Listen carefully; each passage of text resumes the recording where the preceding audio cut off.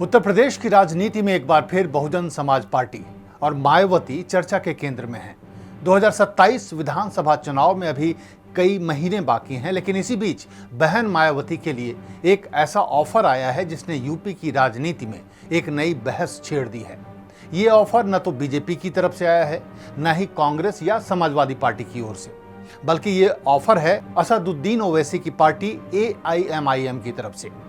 असदुद्दीन ओवैसी चाहते हैं कि 2027 का विधानसभा चुनाव बहुजन समाज पार्टी के साथ मिलकर लड़ा जाए, लेकिन बड़ा सवाल यह है कि क्या मायावती इसके लिए तैयार होंगी या फिर ओवैसी की ये कोशिश भी पहले की तरह नाकाम हो जाएगी। नमस्कार, मैं हूं राकेश और आप देख रहे हैं द भारत नाउ।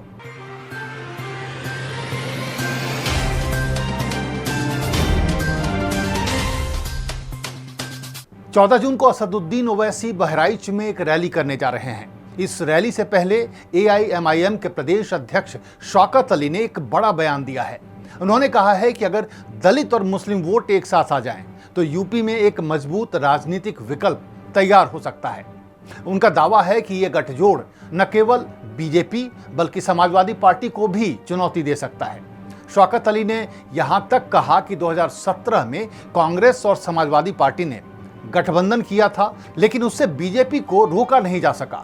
यानी AIMIM का मानना है कि यूपी की राजनीति में नया समीकरण बनाने की जरूरत है और इसके लिए BSP सबसे उपयुक्त सहयोगी हो सकती है। यहां पर यह याद रखना बेहद जरूरी है कि मायावती कई बार सार्वजनिक तौर पर भी कह चुकी हैं कि 2027 का चुनाव BSP अपने दम पर लड़ेगी। उन्होंने साफ शब्दों में कहा है कि BSP किसी भी दल के साथ गठबंधन नहीं करेगी। मायावती का मानना है कि गठबंधन की राजनीति से सबसे ज्यादा नुकसान BSP को हुआ है। 2019 लोकसभा चुनाव में समाजवादी पार्टी और BSP ने साथ मिलकर चुनाव लड़ा था। उस समय बुआ और बबुआ के इस गठबंधन को सामाजिक समीकरणों का एक सबसे बड़ा प्रयोग बताया गया था, लेकिन चुनाव के बाद यह गठबंधन ज्यादा दिन चल नहीं पाया और दोनों दल अलग हो गए। इस झटके के बाद से मायावती लगातार कहती रही हैं कि BSP अकेले चुनाव लड़कर ही अपनी ताकत बढ़ाएगी, किसी के साथ मिलकर चुनाव नहीं लड़ेगी। दिलचस्प बात यह है कि AIMIM से पहले कांग्रेस भी BSP के दरवाजे पर दस्तक दे चुकी है।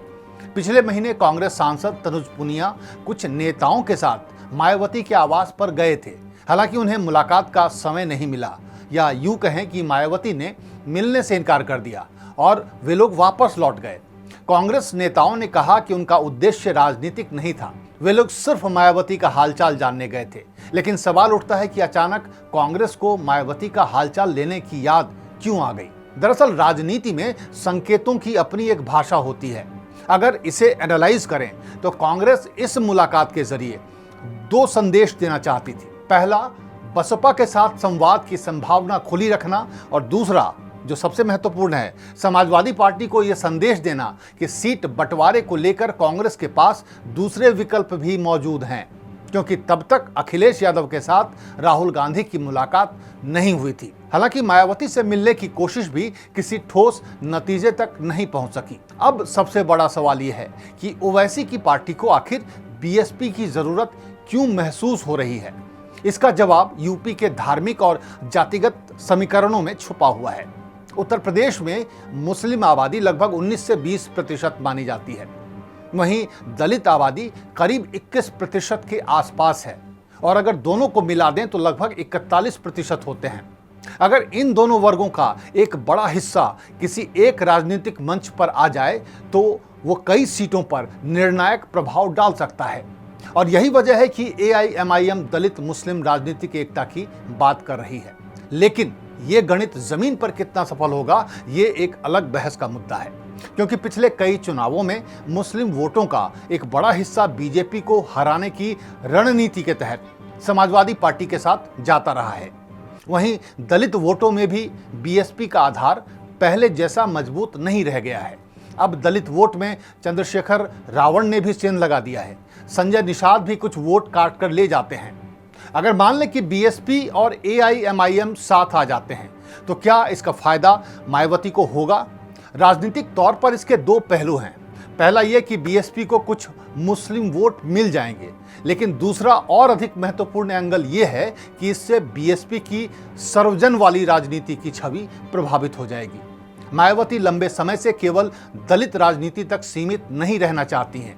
वो खुद को सभी वर्गों की नेता के रूप में स्थापित करने की कोशिश करती रही हैं। ऐसे में एआईएमआईएम के साथ गठबंधन उन्हें एक सीमित राजनीतिक दायरे में ले जाएगा और शायद यही कारण है कि अब तक मायावती ने ऐसे किसी प्रस्ताव में रुचि दिखाई नहीं है। एक और बड़ा एंगल है जो बहुत चौंकाने वाला है, खासकर बिहार चुनाव के संदर्भ में अगर देखें तो ओवैसी को बीजेपी का बी टीम माना जाता है।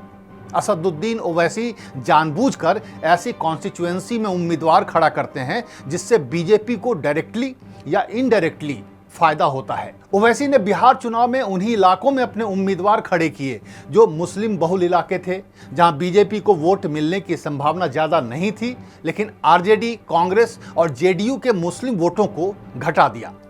वहां पर ओवैसी वोट कटवा साबित हुए, जिसका सीधा फायदा बीजेपी को हुआ। कुछ राजनीतिक जानकार ये भी मानते हैं कि एआईएमआईएम का ये प्रस्ताव सिर्फ गठबंधन की कोशिश नहीं है, ये एक राजनीतिक संदेश भी हो सकता है।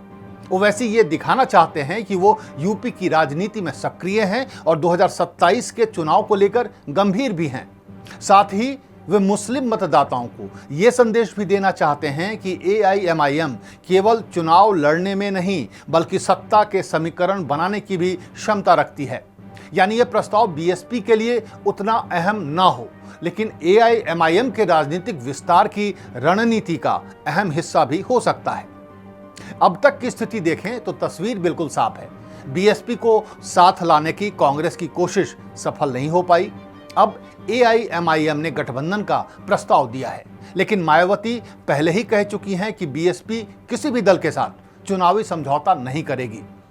ऐसे में संभावना यही दिखती है कि एआईएमआईएम को भी निराशा हाथ लग सकती है।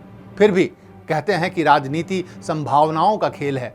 2027 का चुनाव जितना करीब आएगा, समीकरण उतनी तेजी से बदल सकते हैं। अब देखना यह होगा कि क्या मायावती अपने पुराने रुख पर कायम रहती हैं या फिर यूपी की राजनीति में कोई नया सामाजिक समीकरण जन्म लेता है।